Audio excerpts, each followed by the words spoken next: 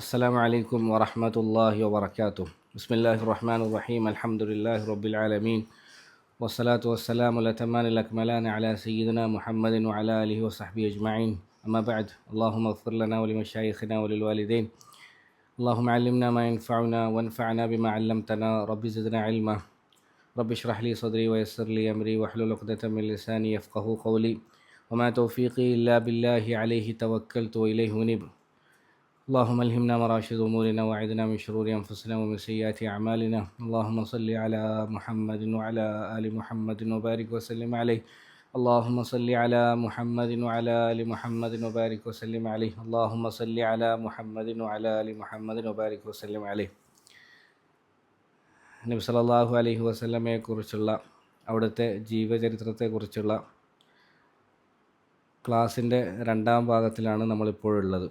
കഴിഞ്ഞ ക്ലാസ്സിൽ നമ്മൾ നബി സല്ലല്ലാഹു അലൈഹി വസല്ലമയുടെ ജീവചരിത്രം എന്തിനു പഠിക്കണം, അത് പഠിച്ചതുകൊണ്ടുള്ള ഉപകാരം എന്തൊക്കെയാണ്, ഏതൊക്കെ രീതിയിലാണ് സീറത്തുൻ നബി നമ്മുടെ ജീവിതത്തിൽ പ്രതിഫലിക്കേണ്ടത് എന്നതിനെക്കുറിച്ചൊക്കെയാണ് പറഞ്ഞത്. അള്ളാഹു നല്ല കാര്യങ്ങൾ പറയുവാനും നല്ല രീതിയിൽ അത് കേൾക്കുവാനും ജീവിതത്തിൽ പകർത്തേണ്ടതൊക്കെ ജീവിതത്തിൽ പകർത്തുവാനുള്ള തൗഫീക്ക് നമുക്ക് ഏവർക്കും നൽകി അനുഗ്രഹിക്കുമാറാകട്ടെ. അപ്പോൾ ഇന്ന് നമുക്ക് നബി സല്ലല്ലാഹു അലൈഹി വസല്ലമയുടെ ജനനം മുതൽ അങ്ങോട്ടുള്ള ചരിത്രത്തിലേക്കാണ് കടക്കേണ്ടത്. അതിനു മുമ്പായിട്ട് ഒരിക്കൽ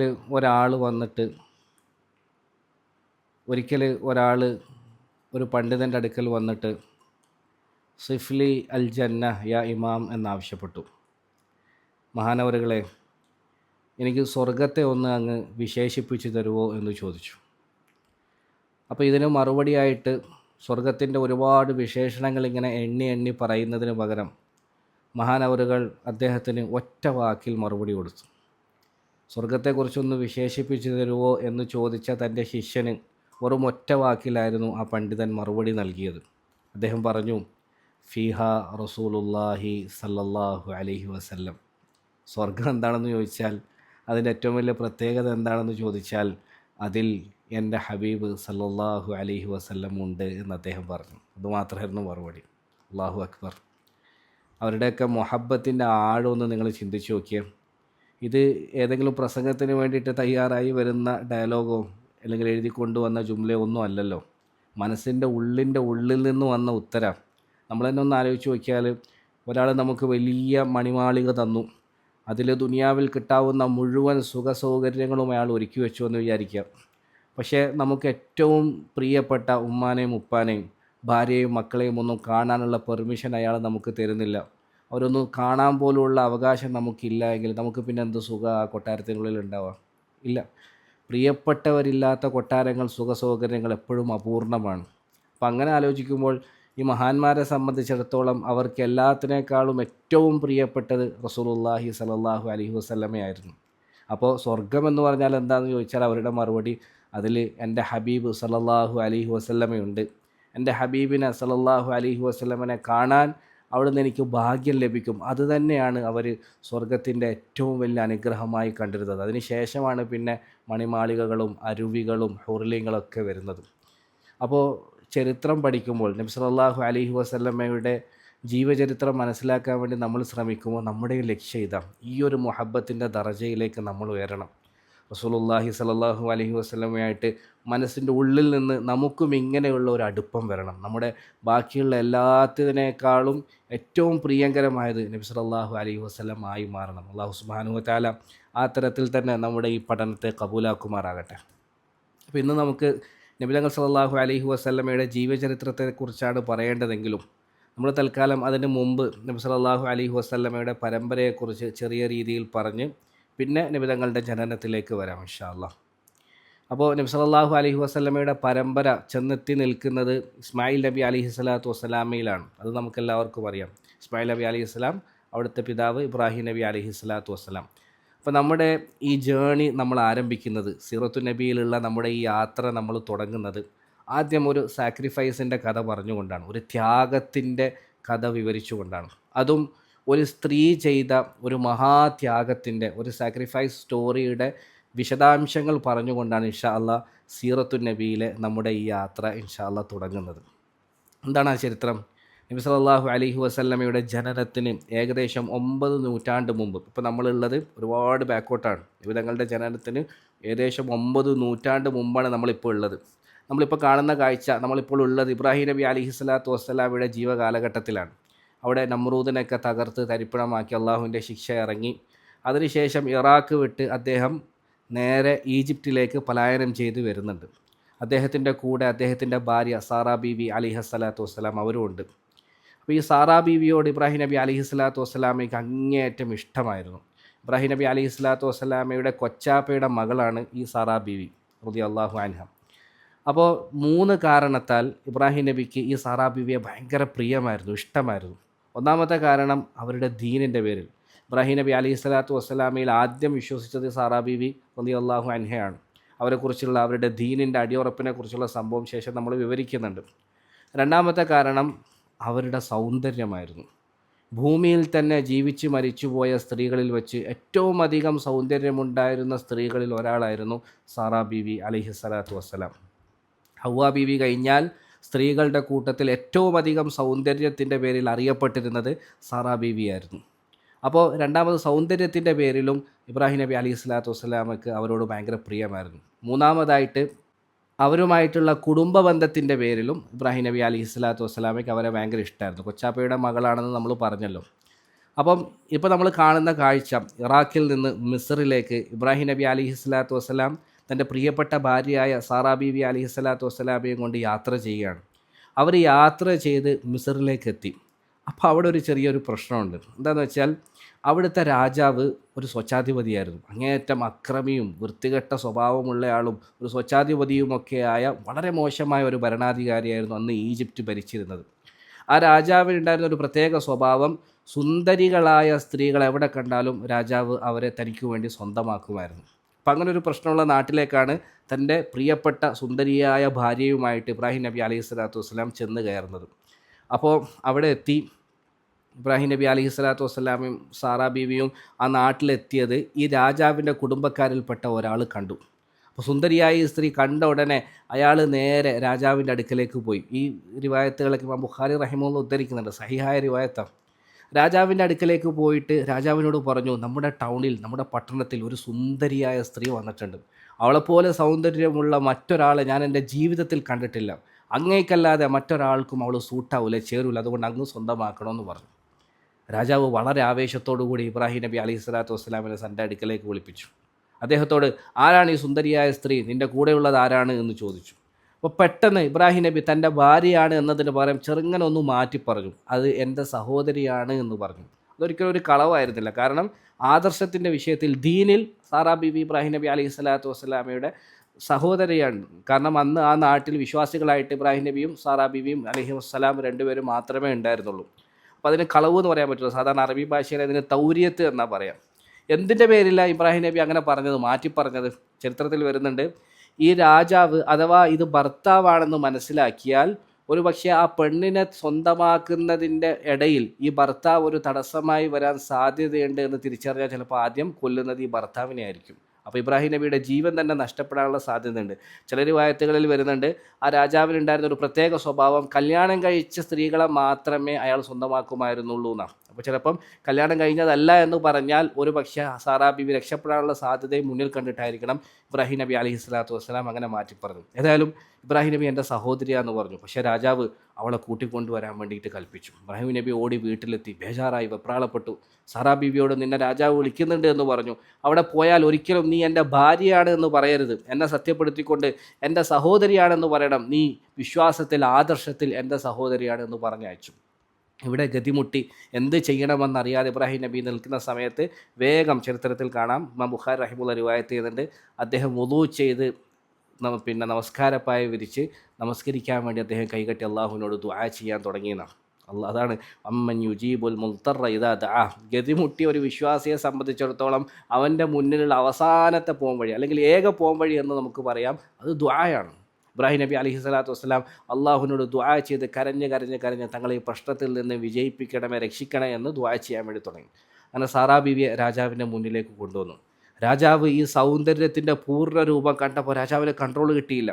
സാറാ ബീവിയെ കയറി പിടിക്കാൻ വേണ്ടി അദ്ദേഹം കൈ നീട്ടി ഇങ്ങനെ സാറാ ബീവിയിലേക്ക് അടുത്തപ്പോൾ അവരൊരു ദുആ ചെയ്തു. അല്ലാഹു അക്ബർ. ശരിക്കും ശ്രദ്ധിച്ച് കേൾക്കണം. പ്രത്യേകിച്ചും നമ്മുടെ ക്ലാസ് കേൾക്കുന്ന സ്ത്രീകൾ ശരിക്കും ശ്രദ്ധിച്ച് കേൾക്കണം. കാരണം നിങ്ങളുടെ കൂട്ടത്തിൽ പെട്ട ഒരു സ്ത്രീയുടെ ചരിത്രമാണ് നമ്മൾ പറയുന്നത്. അതും ലോകം കണ്ടതിൽ വെച്ച് ഏറ്റവും സുന്ദരിയായ ഒരു സ്ത്രീയുടെ ചരിത്രമാണ് നമ്മൾ പറയുന്നത്. സാധാരണ സൗന്ദര്യത്തിൻ്റെ പേരിൽ മികച്ചു നിൽക്കുമ്പോഴാണല്ലോ നമ്മൾ അവരെ സെലിബ്രിറ്റിയാക്കി മാറ്റുന്നതും റോൾ മോഡലാക്കി മാറ്റുന്നതൊക്കെ.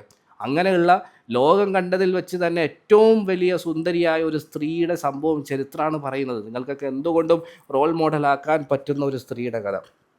അവർ പെട്ടെന്ന് തന്നെ കൈ ഉയർത്തി, രാജാവ് പിടിക്കാൻ വന്നപ്പോൾ പെട്ടെന്ന് തന്നെ കൈ ഉയർത്തി താൻ ചെയ്ത അമലെ സാലിഹാത്തുകൾ മുന്നിൽ വെച്ചുകൊണ്ട് അതിനെ തവസ്സുലാക്കിക്കൊണ്ട് അള്ളാഹുവിനോട് ദുആ ചെയ്തു. അല്ലാഹുമ്മ ഇൻ കുന്തു ആമന്തു ബിക വബി റസൂലിക്, പടച്ചവനെ ഞാൻ നിന്നിലും നിൻ്റെ റസൂലിലും വിശ്വസിച്ചിട്ടുണ്ടെങ്കിൽ, വ അഖ്ലസ്തു ഫർജി ഇല്ല അലാ സൗജി, എൻ്റെ ഭർത്താവിൻ്റെ മേലല്ലാതെ ബാക്കിയുള്ള മുഴുവൻ ആളുകളിൽ നിന്നും ഞാൻ എൻ്റെ ഗുഹ്യഭാഗത്തെ സൂക്ഷിച്ചിട്ടുണ്ടെങ്കിൽ, ഞാൻ എൻ്റെ പാതിവൃത്യത്തെ കാത്തു സൂക്ഷിച്ചിട്ടുണ്ടെങ്കിൽ, ഫലാ തുസല്ലിത് അലയ്യൽ കാഫിർ, എൻ്റെ മേൽ ഈ കാഫിറിന് നീ ഒരിക്കലും അധികാരം നൽകരുതേ എന്ന് അവർ ദുആ ചെയ്തു.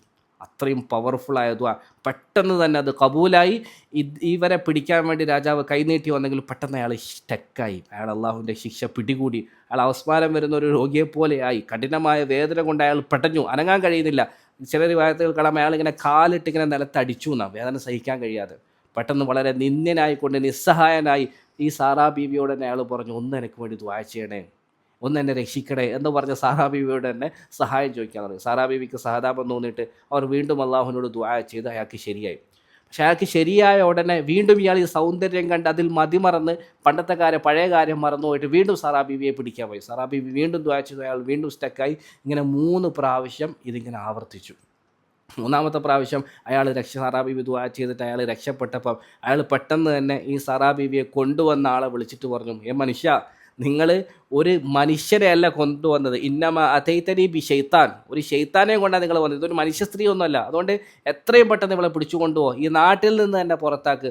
പോകുന്ന വഴിക്ക് നമ്മളുടെ അടിമകളുടെ കൂട്ടത്തിൽ ഏറ്റവും സ്മാർട്ടായ ഹാജർ എന്നവരെയും നീ അവരുടെ കൂടെ അയക്കുക എന്ന് പറഞ്ഞു.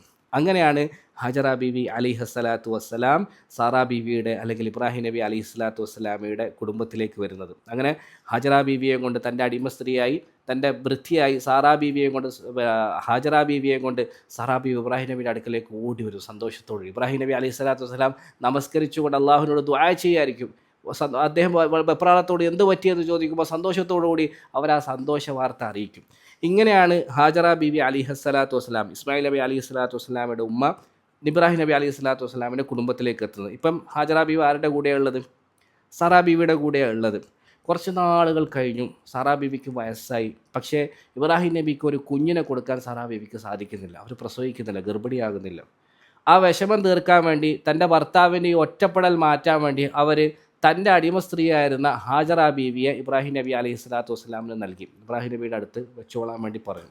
അങ്ങനെ ഇപ്പം സാറാ ബീവിയുടെ മിൽക്കിയത്തിൽ നിന്ന്, ഉടമസ്ഥതയിൽ നിന്ന് ഹാജറ ബീവി നീങ്ങുകയും ഇബ്രാഹിം നബി അലൈഹി സ്വലാത്തു വസ്സലാമയുടേത് ആയി മാറുകയും ചെയ്തു.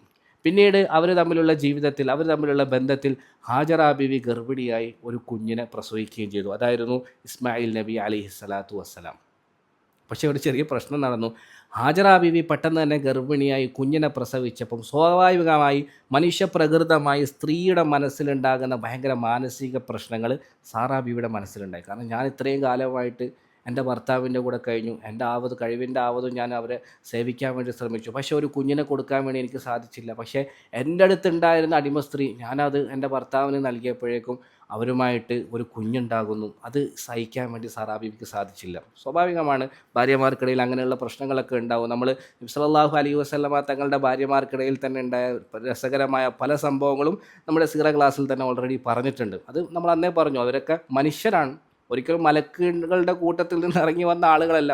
അപ്പം മനുഷ്യ സഹജമായ എല്ലാ പോരായ്മകളും പ്ലസും മൈനസും ഒക്കെ ഇവർക്ക് ഉണ്ടാവും. അപ്പോൾ സാറാ ബീവിക്ക് മാനസികമായിട്ട് ഇത് ഭയങ്കര പ്രശ്നം ഉണ്ടാക്കി. ഇതാര് തിരിച്ചറിഞ്ഞു? ഹാജറ ബീവി അലൈഹി സ്വലാത്തു വസ്സലാം തിരിച്ചറിഞ്ഞു. അത് തിരിച്ചറിഞ്ഞപ്പം തൻ്റെ മേൽ ഒരുപാട് കാലം ഔദാര്യം ചെയ്ത, തനിക്ക് വേണ്ടി ഒരുപാട് ഉപകാരങ്ങൾ ചെയ്ത, ഒരു കാലത്ത് തൻ്റെ യജമാനത്തിയായിരുന്ന സ്ത്രീ താൻ കാരണം വേദനിക്കുന്നു, മാനസിക ബുദ്ധിമുട്ട് അനുഭവിക്കുന്നു എന്നറിഞ്ഞ ഹാജറ ബീവി അലൈഹി സ്വലാത്തു വസ്സലാം ചരിത്രത്തിൽ ഒരു തുല്യതയുമില്ലാത്ത ഒരു മഹാത്യാഗത്തിന് വേണ്ടി തയ്യാറായി, ഒരു വലിയ സാക്രിഫൈസ് അത് ചെയ്തു.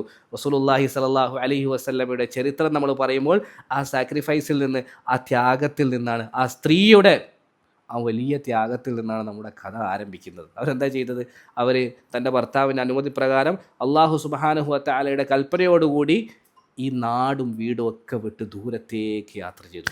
വളരെ രഹസ്യമായിട്ട്, സാറാ ബീവി അറിയാതെ, അവരുടെ മനസ്സിന് ബുദ്ധിമുട്ടാക്കാതെ. എത്രത്തോളം പറയാം, ചരിത്രത്തിൽ കാണുന്നുണ്ട്, അവർ യാത്ര പോകുന്ന സമയത്ത് ഇന്നുള്ളതുപോലെ റോഡും വീടും ഒന്നും ഇല്ലല്ലോ, മരുഭൂമിയിലൂടെ യാത്ര പോകുന്നത്. അപ്പോൾ അവരുടെ കാലടിപ്പാട് പോലും, അവർ യാത്ര ചെയ്തു എന്നതിന് അടയാളമായി അവശേഷിക്കുന്ന കാലടിപ്പാട് പോലും കാണാതിരിക്കാൻ വേണ്ടി അതിനെ വരെ മായ്ച്ചു കൊണ്ടാണ് അവർ യാത്ര ചെയ്തതെന്ന് ചരിത്രത്തിൽ കാണാൻ കഴിയും. അല്ലാഹു അക്ബർ. ആലോചിച്ച് നോക്ക്, തൻ്റെ കൂട്ടത്തിലുള്ള തൻ്റെ യജമാനത്തേക്ക്, തനിക്ക് ഉപകാരം ചെയ്ത ഒരു സ്ത്രീക്ക് വേദനിക്കുന്നു എന്നറിഞ്ഞപ്പോൾ ജീവിതത്തിൽ വലിയ ത്യാഗം ചെയ്ത് അവർ ഒരുപാട് ദൂരെ അകലെ പോയി, ഭർത്താവിനെ വിട്ടു. പിന്നീടുള്ള സംഭവങ്ങൾ നമുക്കറിയാം, മക്കത്ത് പോകുന്നതും അവിടെ തനിച്ചാകുന്നതും, ഇബ്രാഹിം നബി അലൈഹി സ്വലാത്തു വസ്സലാം ഉപേക്ഷിച്ച് തിരിച്ചു വരുന്നതും, നിങ്ങളെന്തിനാ എന്നെ വിട്ടിട്ട് അങ്ങനെ ആ സംഭവങ്ങളൊക്കെ നമുക്കറിയാവുന്നതാണല്ലോ. അപ്പോൾ നമ്മളൊന്ന് ആലോചിച്ച് നോക്കിയാൽ, ഇനി നബി സല്ലല്ലാഹു അലൈഹി വസല്ലമയുടെ ചരിത്രം പറയുമ്പോൾ നബിതങ്ങളുടെ ജീവിതത്തിൽ ഇങ്ങനെയുള്ള കുറേ ത്യാഗങ്ങൾ നമുക്ക് കാണാൻ കഴിയും. മറ്റുള്ളവർക്ക് വേണ്ടി നബിതങ്ങൾ പല സുഖങ്ങളെയും പല സൗകര്യങ്ങളെയും ത്യജിച്ചതിൻ്റെ സംഭവങ്ങൾ നമ്മൾ പറയും. എന്തിനേറെ പറയുന്നത്, നബിതങ്ങളുടെ 23 വർഷകാലത്തെ ജീവിതം ഫുള്ള് നമുക്ക് വേണ്ടി സമർപ്പിച്ച ജീവിതമായിരുന്നു. അവിടെ നിന്നൊന്ന് സുഖിക്കുകയോ ഒന്ന് സ്വസ്ഥമായിരിക്കുകയോ അല്ലെ. കാന ദായിമൽ ഫിക്ർ മുതവാസിൽ അൽ അഹ്സാൻ, എപ്പോഴും ചിന്താമഗ്നനായി വലിയൊരു ദുഃഖം പേറുന്ന ആളെപ്പോലെ റസൂലുള്ളാഹി സ്വല്ലല്ലാഹു അലൈഹി വസല്ലം ജീവിച്ചു എന്ന് ചരിത്രത്തിൽ കാണാം. അപ്പോൾ ഇങ്ങനെ ഒരു വലിയ സാക്രിഫൈസ് റസൂലുള്ളാഹി സ്വല്ലല്ലാഹു അലൈഹി വസല്ലം ജീവിതത്തിൽ ചെയ്തപ്പോൾ നബിതങ്ങൾക്ക് അതിനുള്ള മാതൃക എവിടെ നിന്ന് കിട്ടിയതായിരുന്നു? നബിതങ്ങളുടെ പിതാമഹാന്മാരിൽ അങ്ങേ കണ്ണിയിൽ നിൽക്കുന്ന ഇസ്മായിൽ നബി അലൈഹി സ്വലാത്തു വസ്സലാമയുടെ ഉമ്മ ഹാജറ ബീവി അന്ന് പകർന്നു നൽകിയ ആ ഒരു പാഠമായിരുന്നു റസൂലുള്ളാഹി സ്വല്ലല്ലാഹു അലൈഹി വസല്ലമയുടെ ജീവിതത്തിൽ പിന്നീട് അങ്ങോട്ട് വിളിച്ചത്. അവിടെ നിന്നാണ് ഇൻഷാ അല്ലാഹ് നമ്മുടെ കഥ ഇനി തുടങ്ങുന്നത്. അപ്പോൾ പിന്നീട് മക്കത്ത് വന്നു. ഇസ്മായിൽ നബി അലൈഹി സ്വലാത്തു വസ്സലാമും ഹാജറ ബീവിയും അവിടെ താമസിച്ചു. അതിനുശേഷം പിന്നെ അവരുടെ പരമ്പരയിൽ നിന്നാണ് മുഹമ്മദ് നബി സല്ലല്ലാഹു അലൈഹി വസല്ലമ തങ്ങളുടെ പിതാമഹന്മാർ മുഴുവനും വരുന്നത്.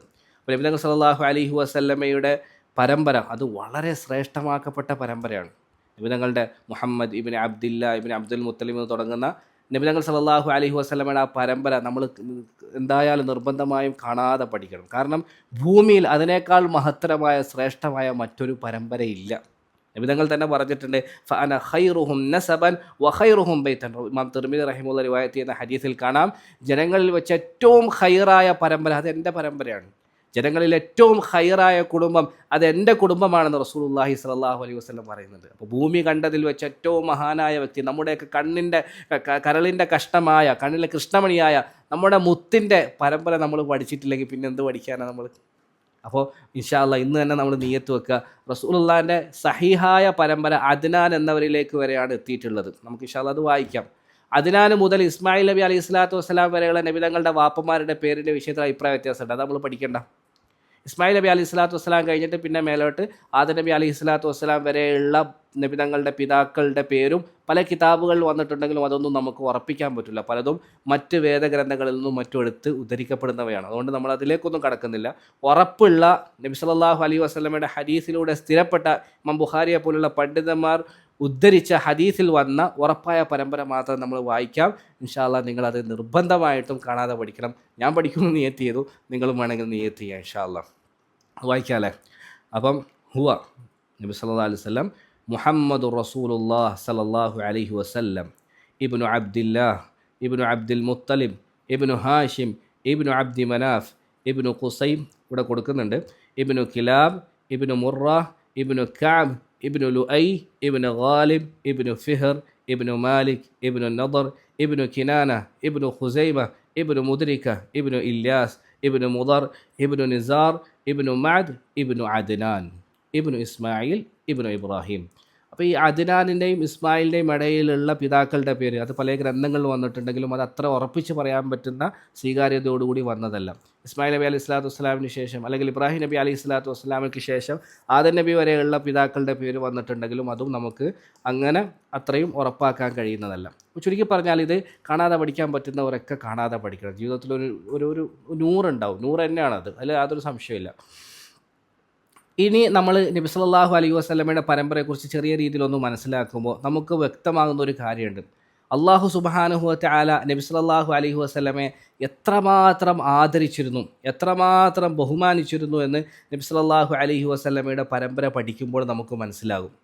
കാരണം നബിയുടെ പരമ്പരയിൽ വന്ന മുഴുവൻ ആളുകളെയും നമ്മൾ എടുത്തു പരിശോധിച്ച് നോക്കിയാൽ ഏറ്റവും ഉത്കൃഷ്ടരായ ആളുകളായിരുന്നു. അന്നത്തെ കാലത്ത് ജീവിച്ച ഏറ്റവും നല്ല സ്വഭാവ ഗുണങ്ങളുള്ള മഹാന്മാരായ ആളുകളായിരുന്നു നബി തങ്ങളുടെ പരമ്പരയിൽ മുഴുവനും ഉണ്ടായിരുന്നത്. നബി തന്നെ പറയുന്നുണ്ട്, ഖറജ്തു മിൻ നിക്കാഹിൻ വലം അഖ്റുജ് മിൻ സിഫാഹിൻ.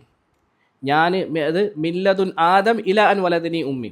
ആദം നബി അലിഹിസ്ലാത്തു വസ്സലാം മുതൽ എൻ്റെ ഉമ്മ എന്നെ പ്രസവിക്കുന്നത് വരെ ഞങ്ങളുടെ പരമ്പരയിലുള്ള മുഴുവൻ ആളുകളും ഒരു ലീഗൽ മാരേജിലൂടെ, ഒരു നിയമത്തിൽ അധിഷ്ഠിതമായ ഒരു വിവാഹത്തിലൂടെ പരസ്പരം ഇണചേർന്ന, പരസ്പരം ഒന്നായ ഒരു ഭാര്യയ്ക്കും ഭർത്താവിനും ഉണ്ടായ കുട്ടികളാണ് ഞങ്ങളുടെ പരമ്പരയിൽ മുഴുവൻ ഉള്ളത് എന്ന് റസൂലുള്ളാഹി സ്വല്ലല്ലാഹു അലൈഹി വസല്ലം പറഞ്ഞിട്ടുണ്ട്. വലം അഖ്റുജ് മിൻ സിഫാഹിൻ. അന്നത്തെ ജാഹിലിയ കാലഘട്ടത്തിൽ വ്യഭിചാരം സർവ്വവ്യാപകമായിരുന്നു. തന്ത ആരാണെന്നറിയാത്ത, വാപ്പ ആരാണെന്നറിയാത്ത കുട്ടികൾ പിറക്കുക എന്നുള്ളത് സർവ്വസാധാരണമായിരുന്നു. അത്രയും സാധാരണമായിട്ട് വ്യഭിചാരം അന്ന് നിലനിന്നിരുന്നിട്ടും ഈ പരമ്പരയിൽപ്പെട്ട ആദം നബി അലിഹിസ്ലാത്തു വസ്സലാം മുതൽ എൻ്റെ ഉമ്മ എന്നെ പ്രസവിക്കുന്നത് വരെയുള്ള പരമ്പരയിൽ ഒരാൾ പോലും ഇങ്ങനെ വ്യഭിചാരത്തിലൂടെ ഉണ്ടായ സന്തതികളില്ല. എല്ലാവരും അന്നത്തെ കാലത്ത് നിലനിന്നിരുന്ന ഏത് രീതിയിലുള്ള വിവാഹമാണോ ആ വിവാഹത്തിൽ അധിഷ്ഠിതമായ ബന്ധത്തിലൂടെ പരസ്പരം ഒന്നാകുകയും അതിലൂടെ പിറന്നു വരികയും ചെയ്തവരാണ് ഈ പരമ്പരയിൽ മുഴുവനും ഉള്ളത് എന്ന് റസൂലുള്ളാഹി സ്വല്ലല്ലാഹു അലൈഹി വസല്ലം പറഞ്ഞു. അല്ലാഹു സുബ്ഹാനഹു വ തആല നമ്മുടെ നബി എത്രമാത്രം ബഹുമാനിച്ചിരുന്നു നോക്കിയേ. ഞാനൊരു അഷ്റഫുൽ ഖൽക്കിനെ ഈ ഭൂമിയിലേക്ക് നിയോഗിക്കുമ്പോൾ ആ അഷ്റഫുൽ ഖൽക്ക് മാത്രം പരിശുദ്ധനായാൽ പോരാ, മറിച്ച് ആ അഷ്റഫുൽ ഖൽക്കിൻ്റെ പരമ്പര മുഴുവനും പരിശുദ്ധമായിരിക്കണമെന്നുള്ളത് അല്ലാഹു സുബ്ഹാനഹു വ തആലയ്ക്ക് ഭയങ്കര നിർബന്ധമായിരുന്നു. അതിൽപ്പെട്ട ഒരു സംഭവം ഇമാം ബുഖാരി തന്നെ ഉദ്ധരിക്കുന്നത് നമുക്ക് കാണാൻ കഴിയും. ഇസ്മായിൽ നബി അലൈഹി സ്വലാത്തു വസ്സലാം മക്കയുടെ പരിസരത്ത്, കാബയുടെ പരിസരത്ത് താമസം തുടങ്ങിയതിന് ശേഷം അദ്ദേഹം യുവാവായി. ആ പരിസരത്ത് അന്ന് വന്ന് താമസിച്ച ജുർഹും ഗോത്രത്തിൽ തന്നെ പെട്ട ഒരു സ്ത്രീയെ അദ്ദേഹം വിവാഹം ചെയ്തു. അപ്പം ഇബ്രാഹിം നബി അവരവിടെ കൊണ്ടുവിട്ടിട്ട് പിന്നെ ഷാമിലേക്ക് തിരിച്ചു പോയിട്ടുണ്ട്. പിന്നെ ഇടക്കിടക്ക് വരും, ഷാമിലേക്ക് പോകും. അങ്ങനെ അദ്ദേഹം വിവാഹം കഴിച്ച് വൈവാഹിക ജീവിതം തുടങ്ങി കുറച്ച് നാൾ കഴിഞ്ഞപ്പോൾ പ്രായമായ വാർദ്ധക്യത്തിലെത്തിയ ഇബ്രാഹിം നബി അലൈഹി സ്വലാത്തു വസ്സലാം ഇസ്മായിൽ നബി ഒരിക്കൽ അദ്ദേഹത്തിൻ്റെ വീട്ടിലേക്ക് കാണാൻ വരുന്നുണ്ട്. വീട്ടിലേക്ക് വരുന്ന സമയത്ത് വാതിൽ മുട്ടിയപ്പം ആ ഇസ്മായിൽ നബി വീട്ടിലില്ലാത്ത സമയമായിരുന്നു. പുറത്തേക്ക് വന്നത് അദ്ദേഹത്തിൻ്റെ ഭാര്യയാണ്. അപ്പോൾ ഭാര്യ നോക്കുമ്പോൾ ഒരു വയസ്സായ മനുഷ്യൻ. ഭാര്യയ്ക്ക് മനസ്സിലായില്ല ഇതാരാണ്. അയാൾ ഇസ്മായിൽ നബിയെക്കുറിച്ച് ചോദിച്ചപ്പോൾ പറഞ്ഞു, അദ്ദേഹം ഞങ്ങൾക്ക് റിസ്കിനെ അന്വേഷിച്ച് പുറത്തേക്ക് പോയതാണ്. അപ്പോൾ കുശലം അന്വേഷിക്കുന്നതിൻ്റെ കൂട്ടത്തിൽ ഇബ്രാഹിം നബി, മോളെ എങ്ങനെയുണ്ട് നിൻ്റെ ജീവിതം എന്ന് ചോദിച്ചു. അവർ ജീവിതത്തെക്കുറിച്ച് ഒരുപാട് പരാതികൾ പറഞ്ഞു. നിങ്ങളുടെ ഭക്ഷണ സാധനങ്ങളൊക്കെ എങ്ങനെ പോകുന്നു എന്ന് ചോദിച്ചപ്പോൾ അതിനെക്കുറിച്ചും അവർ ഒരുപാട് പരാതി പറഞ്ഞു. ഓക്കെ, അങ്ങനെയാണെങ്കിൽ ഇസ്മായിൽ നബി വന്നാൽ ഫഅക്രി മിന്നി അസ്സലാം, ഇസ്മായിൽ നബിക്ക് എൻ്റെ സലാം അറിയിക്കണം. ഫഅക്രി മിന്നി അസ്സലാം, എൻ്റെ സലാം അറിയിക്കണം. അതുപോലെ തന്നെ അയാളോട് പറയണം, അയാളുടെ വാതിലിൻ്റെ പടി ഒന്ന് മാറ്റാൻ വേണ്ടി അയാളോട് പറയണം കേട്ടോ എന്ന് പറഞ്ഞു. എന്നിട്ട് ആ വയസ്സായ മനുഷ്യൻ തിരിച്ചുപോയി. ഈ പെണ്ണിന് മനസ്സിലായില്ല ഇത് ഇബ്രാഹിം നബിയാന്നുള്ളത്. ഇസ്മായിൽ നബി അലൈഹി സ്വലാത്തു വസ്സലാം വൈകുന്നേരം വന്നപ്പം ആരോ ഒരു അതിഥി വന്ന അടയാളങ്ങളൊക്കെ കാണുന്നത്. അദ്ദേഹം ചോദിച്ചു, ആരെങ്കിലും ഇവിടെ വന്നിരുന്നോ? അപ്പോൾ വളരെ ഒരു പരിഹസിക്കുന്ന രീതിയിൽ ആ ഭാര്യ മറുപടി പറഞ്ഞു, വന്നിരുന്നു ഒരു വൃദ്ധനായ മനുഷ്യൻ, ഒന്നിനും കഴിയാത്ത ഒരു പാവം വന്നിരുന്നു, വന്നിട്ട് കുറേ നേരം സംസാരിച്ചിട്ട് പോയി എന്ന് പറഞ്ഞു. അപ്പോൾ ഇബ്രാഹിം നബി ഇസ്മായിൽ നബി അലൈഹി സ്വലാത്തു വസ്സലാമിന് ആ വിശേഷണങ്ങൾ വെച്ചിട്ട് ആരാ വന്നതെന്ന് മനസ്സിലായി. അദ്ദേഹം ചോദിച്ചു, ഫഹൽ ഔസാക്കി ബിഷൈ, നിന്നോട് പ്രത്യേകമായിട്ട് എന്തെങ്കിലും വസിയത്ത് അയാൾ ചെയ്തിരുന്നു? അവൾ ഒരു വസിയത്ത് ചെയ്തിരുന്നു. അമറനി അൻ അഖ്റ അലൈക്കസ്സലാം, താങ്കളോട് സലാം പറയാനും താങ്കളുടെ വാതിലിൻ്റെ പടിയെ മാറ്റാനും താങ്കളോട് വസിയത്ത് ചെയ്തിട്ടുണ്ട് എന്ന് പറഞ്ഞു. ഇസ്മായിൽ നബി അലൈഹി സ്വലാത്തു വസ്സലാം ചിരിച്ചുകൊണ്ട് പറഞ്ഞു, ദാക അബി, അതെൻ്റെ വാപ്പയാണ്. അദ്ദേഹം എന്നോട് കൽപ്പിച്ചത്, നിനക്ക് മനസ്സിലാകാത്ത ഭാഷയിൽ എന്നോട് കൽപ്പിച്ചത് നിന്നെ ഞാൻ പിരിയണമെന്നും നിന്നെ തലാക്ക് ചൊല്ലണമെന്നുമാണ്. അതുകൊണ്ട് നല്ല രീതിയിൽ ഞാൻ നിന്നെ ഒഴിവാക്കുന്നു, നീ നിൻ്റെ കുടുംബവുമായി ചെന്ന് ചേരുക എന്ന് പറഞ്ഞു. എന്നിട്ട് അദ്ദേഹം അതിനുശേഷം വീണ്ടും ഒരു സ്ത്രീയെ വിവാഹം കഴിച്ചു. അവരുമായിട്ടുള്ള ജീവിതം തുടങ്ങി. കുറേ നാളുകൾക്ക് ശേഷം വാപ്പ ഇബ്രാഹിം നബി അലൈഹി സ്വലാത്തു വസ്സലാം വീണ്ടും ഇസ്മായിൽ നബി അലൈഹി സ്വലാത്തു വസ്സലാമയെ കാണാൻ വന്നപ്പം പതിവ് പോലെ അവിടെ എത്തി നോക്കുമ്പോൾ ഇസ്മായിൽ നബി വീട്ടിലില്ല. ആ സ്ത്രീയോട് ചോദിച്ചു, എവിടെ ഇസ്മായിൽ? പറഞ്ഞു, ഞങ്ങൾക്ക് വേണ്ടി റിസ്ക് അന്വേഷിച്ചു പോയതാണ്. നേരത്തെ അതുപോലെ കുശലാന്വേഷണത്തിൻ്റെ ഇടയിൽ മോന് നിങ്ങളുടെ ജീവിതം എങ്ങനെയുണ്ട് എന്ന് ചോദിച്ചപ്പോൾ ആ സ്ത്രീ വളരെ നല്ല രീതിയിൽ അള്ളാഹുവിനെ സ്തുതിച്ചുകൊണ്ട് നല്ല അഭിപ്രായങ്ങൾ പറഞ്ഞു. നിങ്ങളുടെ ഭക്ഷണം എന്തൊക്കെയാണെന്ന് ചോദിച്ചപ്പോൾ വെള്ളവും ഇറച്ചിയൊക്കെയാണ്, പക്ഷേ അൽഹംദുലില്ലാ നല്ല രീതിയിൽ കഴിയുന്നു എന്ന് പറഞ്ഞു. അതിനെയും അവർ പുകഴ്ത്തി പറഞ്ഞു. ഇബ്രാഹിം നബിക്ക് ഭയങ്കര സന്തോഷമായി. അദ്ദേഹം പറഞ്ഞു, ഇസ്മായിൽ വന്നാൽ അവനോട് എൻ്റെ സലാം അറിയിക്കണം, എന്നിട്ട് അവൻ്റെ വാതിലിൻ്റെ പടി അവിടെ തന്നെ നിലനിർത്താൻ വേണ്ടി പറയണമെന്നും പറഞ്ഞു. അങ്ങനെ കുറച്ച് നേരം കഴിഞ്ഞ് വൈകുന്നേരം ആയപ്പോഴത്തേക്ക് ഇസ്മായിൽ നബി വന്നു. അടയാളങ്ങളൊക്കെ കണ്ടിട്ട് ആരെങ്കിലും വന്നിരുന്നോ എന്ന് ചോദിച്ചു. ഇന്ന പോലെ ഒരാൾ വന്നിരുന്നു എന്ന് പറഞ്ഞു. എന്തെങ്കിലും വസിയത്ത് ചെയ്തിരുന്നോ ചോദിച്ചപ്പോൾ അങ്ങയോട് സലാം പറയാനും വാതിലിൻ്റെ പടി അവിടെ തന്നെ നിലനിർത്താനും പറഞ്ഞു എന്ന് പറഞ്ഞു. ഇസ്മായിൽ നബി പറഞ്ഞു, അതെൻ്റെ വാപ്പയാണ്, അദ്ദേഹം എന്നോട് വസിയത്ത് ചെയ്തത് വാതിലിൻ്റെ പടി നിലനിർത്താനല്ല, മറിച്ച് എൻ്റെ ഭാര്യയായി നിന്നെ സ്ഥിരപ്പെടുത്തണമെന്നാണ് എന്നോട് പറഞ്ഞത് എന്ന് പറഞ്ഞു. സുബ്ഹാനല്ലാഹ്. ഒന്ന് ആലോചിച്ച് നോക്കിയേ, ഇത് നമ്മൾ സാധാരണ ഇബ്രാഹിം നബിയുടെയും ഇസ്മായിൽ നബിയുടെ ഒക്കെ ചരിത്രം പറയുമ്പോഴാണ് ഈ സംഭവം പറയുന്നതെങ്കിലും ഞാൻ സാധാരണ ഇത് പറയൽ നബി തങ്ങൾ സല്ലല്ലാഹു അലൈഹി വസല്ലമയുടെ സീറ പറയുമ്പോഴാണ്. കാരണം എന്താ, നബി തങ്ങളുടെ പരമ്പരയിൽ നബി തങ്ങളുടെ ഉമ്മമാരുടെ കൂട്ടത്തിൽ അള്ളാഹു സുബ്ഹാനഹു വ തആല നബി വരേണ്ട ആ പരമ്പരയെ ക്ലിപ്തമാക്കുന്ന സമയത്ത് അതിൽ ചെറിയൊരു സ്വഭാവ ദൂഷ്യമുള്ള ആൾ പോലും ഉണ്ടാകരുതെന്ന് അള്ളാഹുവിന് നിർബന്ധമുള്ളതുപോലെ നമുക്ക് ഈ സംഭവത്തിൽ നിന്ന് മനസ്സിലാകുക അല്ലേ. ജീവിതത്തെക്കുറിച്ച് കുറ്റം പറയുന്ന, പൊറുതികേട് കാണിക്കുന്ന, മുതിർന്ന ആളുകളെ ബഹുമാനിക്കാത്ത ഒരു സ്ത്രീ വന്നപ്പം അള്ളാഹു പെട്ടെന്ന് തന്നെ അവൻ്റെ അദൃശ്യമായ ഇടപെടലിലൂടെ അതിനെ മാറ്റിക്കളയുന്നു. അടുത്തൊരു നല്ല സ്ത്രീയെ കൊണ്ടുവരുന്നു. അപ്പോൾ നമുക്കിതിൽ നിന്ന് മനസ്സിലാകുന്നത് റസൂലുള്ളാഹി സ്വല്ലല്ലാഹു അലൈഹി വസല്ലമയെ മാത്രമല്ല അള്ളാഹു ബഹുമാനിച്ചത്, അല്ലെങ്കിൽ നബിതങ്ങളുടെ ബഹുമാനം അള്ളാഹു പ്രകടമാക്കിയത് നബിതങ്ങളുടെ പരമ്പര പോലും, നബിതങ്ങൾ സ്വല്ലല്ലാഹു അലൈഹി വസല്ലമയുടെ വംശം പോലും, നബിതങ്ങളുടെ ആ വരുന്ന റൂട്ട് പോലും അതുപോലും പരിശുദ്ധമായിരിക്കണമെന്ന് അള്ളാഹുവിന് നിർബന്ധമുള്ളതുപോലെ ഈ വക ചരിത്രങ്ങളിൽ നിന്നൊക്കെ നമുക്ക് മനസ്സിലാകുകയാണ്. ചുരുക്കി പറഞ്ഞാൽ റസൂലുള്ളാഹി സ്വല്ലല്ലാഹു അലൈഹി വസല്ലമയുടെ പരമ്പര അത് ഏറ്റവും ഉത്കൃഷ്ടമായ പരമ്പരയായിരുന്നു. ഇമാം ഇബ്നു കസീർ റഹിമഹുല്ലാ അൽ ബിദായ വൻ നിഹായയിലൊക്കെ വിവരിക്കുന്ന വേറൊരു സംഭവം കൂടിയുണ്ട്. നബി സല്ലല്ലാഹു അലൈഹി വസല്ലമ തങ്ങളുടെ പിതാന്മഹാന്മാരുടെ കൂട്ടത്തിൽ എല്ലാവരുടെയും നെറ്റിയുടെ ഈ ഭാഗത്തായിട്ട് ഒരു പ്രത്യേകതരം വെളിച്ചം കാണപ്പെട്ടിരുന്നു, ഒരു തിളക്കം ഇങ്ങനെ ഉണ്ടായിരുന്നു. അത് നബി സല്ലല്ലാഹു അലൈഹി വസല്ലമ തങ്ങളുടെ പിതാമഹന്മാർക്ക് മാത്രമേ ഉണ്ടായിരുന്നുള്ളൂ. ഉദാഹരണത്തിന് അബ്ദു മനാഫിന് 4 മക്കളുണ്ട്. ഇപ്പോൾ നബി സല്ലല്ലാഹു അലൈഹി വസല്ലമയുടെ അബ്ദുള്ള ഇബ്നു അബ്ദുൽ മുത്തലിബ് ഇബ്നു ഹാഷിം ഇബ്നു അബ്ദു മനാഫ്, നിങ്ങൾ സ്ക്രീനിൽ ചിലപ്പം കാണുന്നുണ്ടാവും. ഹാഷിം ഇബ്നു അബ്ദി മനാഫാണ്. ഇപ്പോൾ ഈ അബ്ദു മനാഫിന് 4 മക്കളുണ്ട്. ഹാഷിം, നൗഫൽ, അബ്ദു ഷംസ്, മുത്തലിബ്. ഈ 4 മക്കളിൽ ബാക്കി 3 മക്കൾക്കും ഈ തിളക്കം ഉണ്ടാവില്ല. അബ്ദു മനാഫിന് ഈ നെറ്റിയുടെ ഇവിടെ തിളക്കമുണ്ട്. പിന്നെ ആ തിളക്കാർക്കാ കിട്ടുക? ഹാഷിമിനെ കിട്ടുക. ഹാഷിമിന് കുറേ മക്കളുണ്ട്, പക്ഷേ ഹാഷിമിൻ്റെ ആ തിളക്കം പിന്നെ ആർക്കെ കിട്ടിയിട്ടുണ്ടാവും? അബ്ദുൽ മുത്തലിബിനെ കിട്ടിയിട്ടുണ്ടാവും. അബ്ദുൽ മുത്തലിബിന് കുറേ മക്കളുണ്ട്, പക്ഷേ അബ്ദുൽ മുത്തലിബിൻ്റെ ആ തിളക്കം പിന്നെ ആർക്കെ കിട്ടിയിട്ടുള്ളൂ? അബ്ദുള്ളക്ക് മാത്രമേ കിട്ടിയിട്ടുള്ളൂ. അപ്പോൾ നബിതങ്ങളുടെ പിതാമഹന്മാരിൽപ്പെട്ട ഓരോരുത്തർക്കും അവരുടെ നെറ്റിയുടെ ഇടയിൽ ഒരു പ്രത്യേകതരം തിളക്കം ഉണ്ടായിരുന്നു, അവരല്ലാത്ത വേറെ ആർക്കും ഉണ്ടായിരുന്നില്ല എന്നാണ്. അതുമായി ബന്ധപ്പെട്ട ഒരു ചരിത്രം ഇബ്നു കസീർ റഹിമഹുല്ലാ തന്നെ അൽ ബിദായ വൻ നിഹായയിൽ ഇബ്നു ഇസ്ഹാഖ് റഹിമഹുല്ലയിൽ നിന്ന് ഉദ്ധരിക്കുന്നുണ്ട്. ഇബ്നു ഇസ്ഹാഖ് നമുക്കറിയാമല്ലോ, ചരിത്രത്തിൽ വളരെ ഒതൻറ്റിക്കായിട്ട് എല്ലാവരും അവലംബിക്കുന്ന ഒരു പണ്ഡിതരാണ്. അപ്പോൾ ഇബ്നു ഇസ്ഹാഖ് റഹിമഹുല്ല ഉദ്ധരിക്കുന്ന ആ റിവായത്തിൽ നമുക്ക് കാണാൻ കഴിയും, ഒരിക്കൽ അബ്ദുൽ മുത്തലിബ് മകൻ അബ്ദുള്ളയും കൂട്ടിയിട്ട് ഒരു സ്ഥലത്തേക്ക് ഇങ്ങനെ പോവാം. അപ്പോൾ പോകുന്ന വഴിക്ക് അവരിങ്ങനെ പട്ടണത്തിലൂടെ കടന്നു പോകുന്ന നേരത്ത് വറഖത്ത് ബിൻ നൗഫൽ, അന്ന് അഹ്ലെ കിതാബിൽപ്പെട്ട വേദഗ്രന്ഥങ്ങളെക്കുറിച്ച് നന്നായി അറിയാവുന്ന നല്ല പാണ്ഡിത്യമുണ്ടായിരുന്ന ഒരു വയസ്സായ മനുഷ്യനാണ് വറഖത്ത് ബിൻ നൗഫൽ. ഖദീജ ബീവി പിന്നീട് റസൂലുള്ളാഹി സ്വല്ലല്ലാഹു അലൈഹി വസല്ലമക്ക് ഇഖ്റ ഇറങ്ങുമ്പോൾ കൊണ്ടുപോകുന്നത് അയാളുടെ അടുക്കലേക്കാണല്ലോ. ഈ വറഖത്ത് ബിൻ നൗഫലിൻ്റെ സഹോദരി, അവരും അത്യാവശ്യം അറിവൊക്കെ ഉള്ള സ്ത്രീയാണ്. ആ സഹോദരി അബ്ദുള്ളയെ കണ്ടു, ഇങ്ങനെ തൻ്റെ വാപ്പ അബ്ദുൽ മുത്തലിബുമായി പോകുന്ന കാഴ്ച കണ്ടു. ഈ സഹോദരി പെട്ടെന്ന് ചാടി എഴുന്നേറ്റ് നേരെ അബ്ദുള്ളയുടെ അടുക്കലേക്ക് വന്ന് അബ്ദുള്ളയുടെ കൈ പിടിച്ച് ഒരു മൂലക്കേക്ക് മാറ്റി നിർത്തിയിട്ട് പറഞ്ഞു, അബ്ദുള്ള, എനിക്കൊരു അപേക്ഷയുണ്ട്. എന്താ അപേക്ഷ?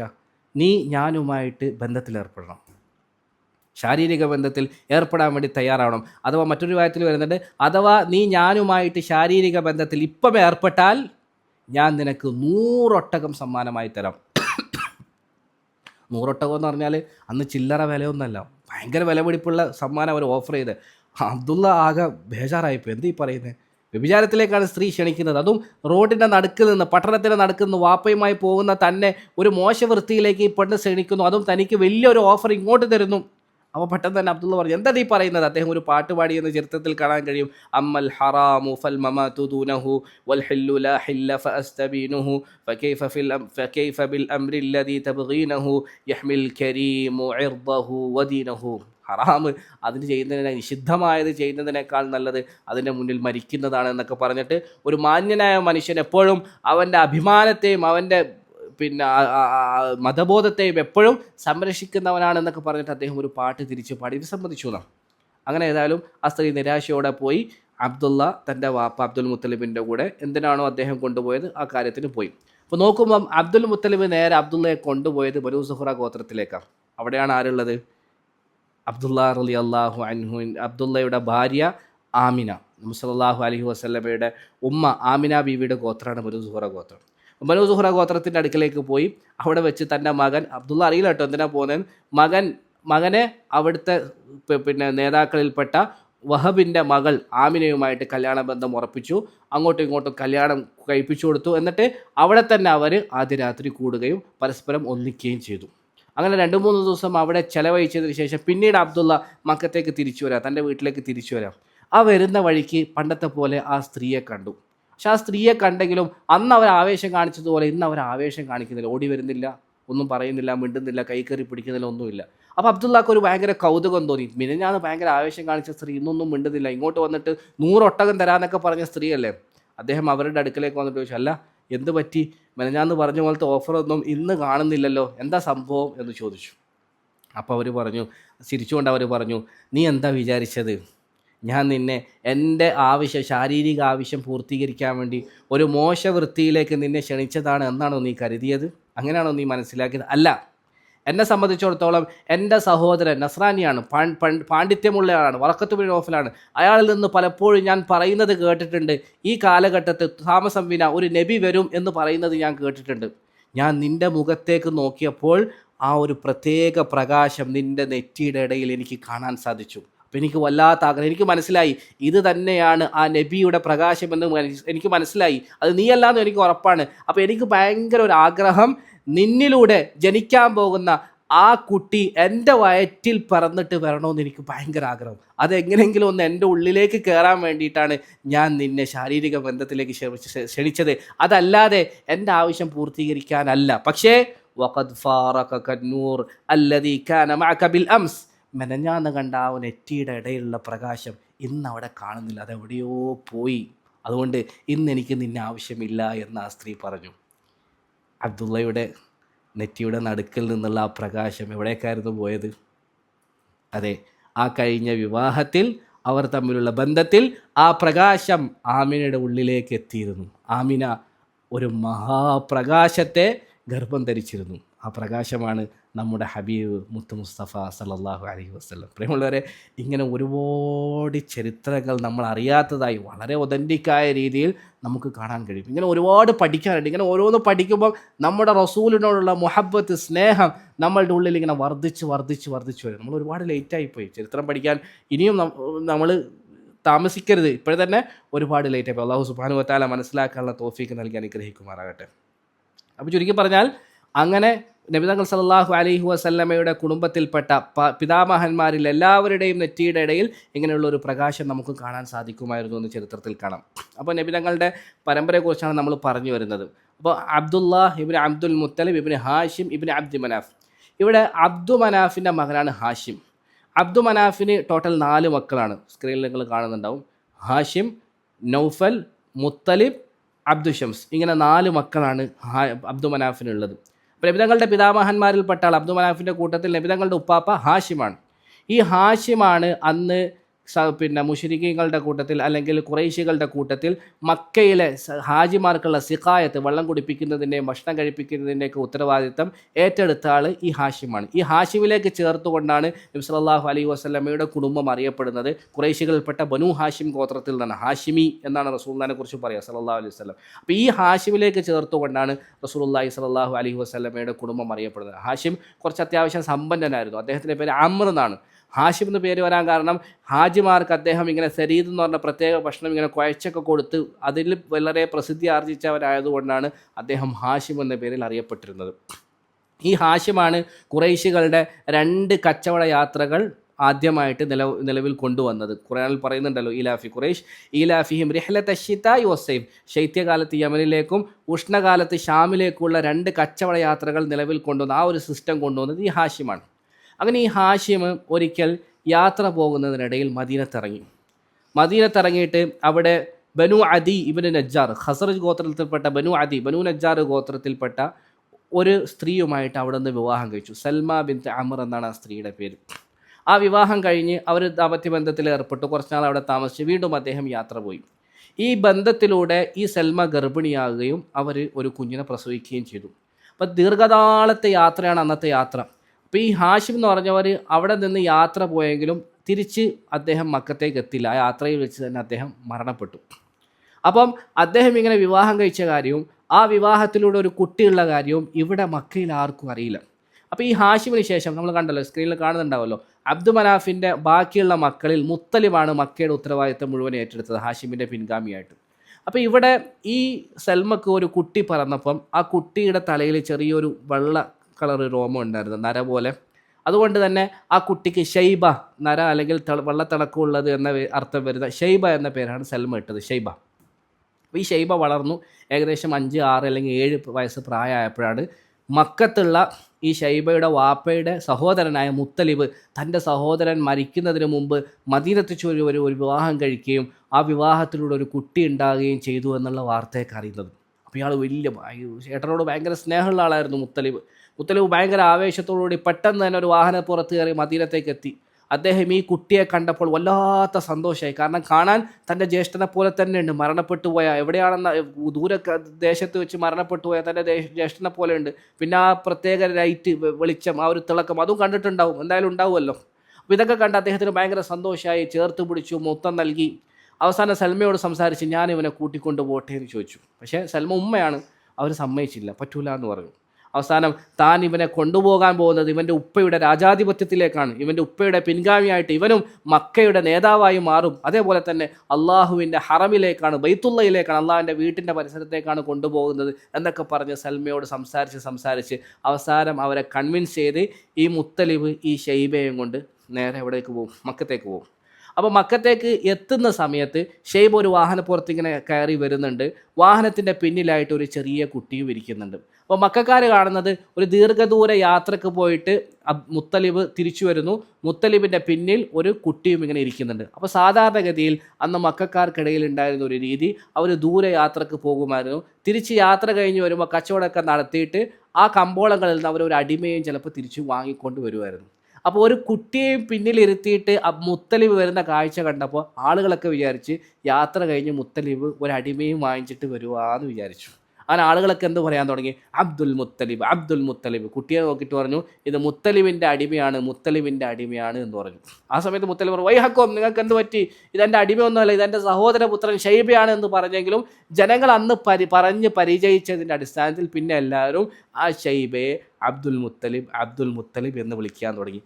അതാണ് നബി സല്ലല്ലാഹു അലൈഹി വസല്ലമയുടെ ഉപ്പാപ്പയായ അബ്ദുൽ മുത്തലിബ്. മനസ്സിലായോ? അബ്ദുൽ മുത്തലിബ് എവിടുന്നാണ് വരുന്നതെന്ന് മനസ്സിലായോ?